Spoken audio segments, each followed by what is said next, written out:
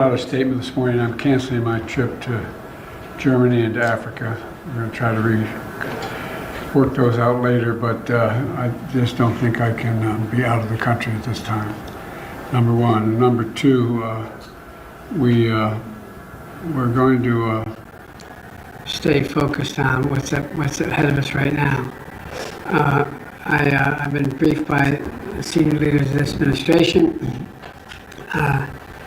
and who are driving our preparedness for Hurricane Milton, which could be one of the worst storms in 100 years to hit Florida, and continued efforts on Hurricane Helene. I've directed this team to do everything it can to save lives in our communities, help our communities before, during, and after these extreme weather events, and that's being done. That's being done. I've spoken to all the political leaders in the region, some of them more than once, and I've told them anything they ask for they can get. We've given, and we've got an overwhelming response, positive response from everyone from the governors of Florida up to North Carolina. And mayors, leaders, local have expressed their sincere gratitude for the work of FEMA and for the work of my entire administration. Now, I've also surged thousands of federal personnel on the ground across the southeast already and deliver every available resource as fast as possible. And my priority is to increase the size and presence of our effort. And as we prepare for another catastrophic storm about to make landfall, you know, I've been in constant contact with our director of the National Weather Service, Ken Graham, who's kept me informed the last several days of what to anticipate. You never know until it happens, but he's very, very engaged. He made clear to me just how dangerous this storm is, indicating that winds had reached up to 180 miles an hour. 180, that's not guaranteed it's going to hit the shore at 180 miles, but they've reached up to 180 miles an hour. And a possible storm surge as it hits the coast of Florida of 15 feet, which can be devastating. The current path of the storm is expected to Tampa Bay area and cut directly across the state, east to west, all the way across the state, with the potential for this storm to both enter Florida as a hurricane and leave Florida as a hurricane on the Atlantic coast. This could be the worst storm to hit Florida in over a century. And God willing it won't be, but that's what it's looking like right now. Immediately approved the pre-landfall emergency declarations in Florida. It's a second one in a week, the second time in a week, and there have been two before that, by the way. I sent FEMA Administrator Criswell down to Florida yesterday to work intensively with the state and local partners as we prepare to deploy more resources. She's going to continue that work between Florida and North Carolina in the coming days. I'm calling on the airlines and other companies to provide much service as possible to accommodate evacuations and not to engage in price gouging, to just do it on the level. And last night I spoke again with the governor of Florida, DeSantis, and Tampa Mayor Castro, Castor, and I made it clear to them they should reach out, including to me directly, with everything else they may need as they see this storm hits. I gave them my personal number to contact me here in the White House. Most importantly, I've urged everyone currently located in Hurricane Milton's path to listen to local officials and follow safety instructions. You all have been reporting on the highways, shoulders being opened, everybody's heading out. And if you're under evacuation orders, you should evacuate now. You should have already evacuated. It's a matter of life and death, and that's not hyperbole. It's a matter of life and death.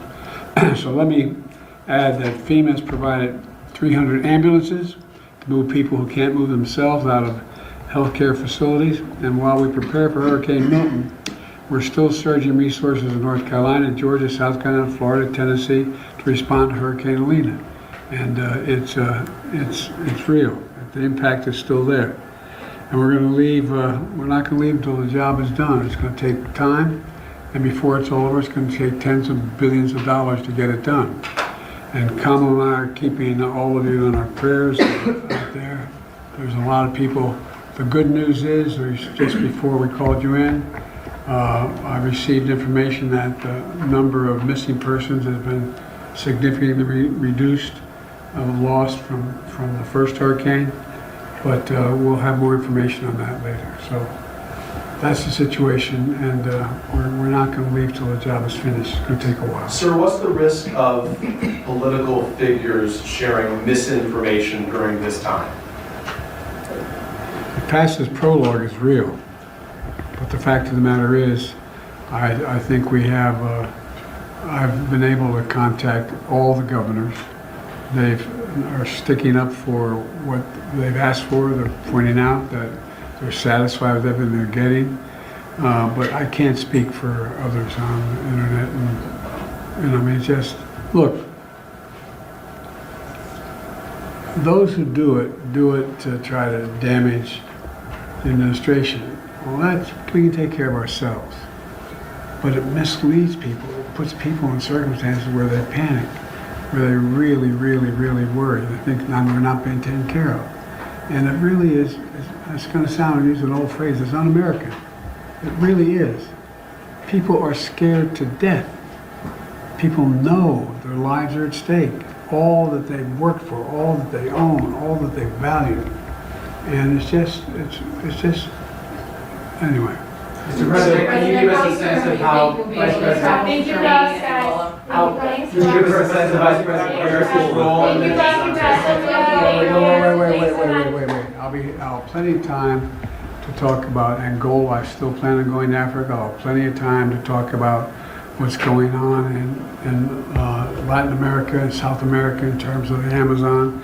And I'm going to be talking today with my friend, the Chancellor of Germany, and we're going to try to work that out. We've already contacted all these people, okay?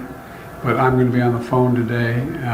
I'm heading shortly when I get up from here. I'm heading out to Wisconsin, to Milwaukee, but I think we can. I'm still planning on visiting all the places I said I'd be and all the conferences I said I'd participate in. Mr. President,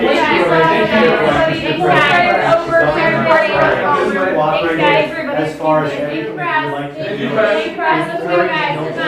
The governor of Florida has been cooperative. He said he's gotten all that he needs. I talked to him again yesterday, and I said, I said, no, you're doing a great job. It's all being done well. We thank you for it. And I literally gave my personal phone number to call. So I don't know.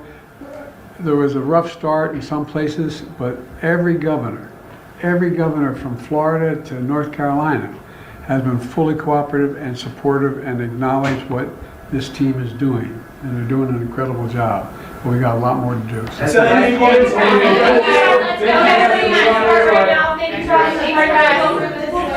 you, and thank you for your time. Thanks, guys. Thank you,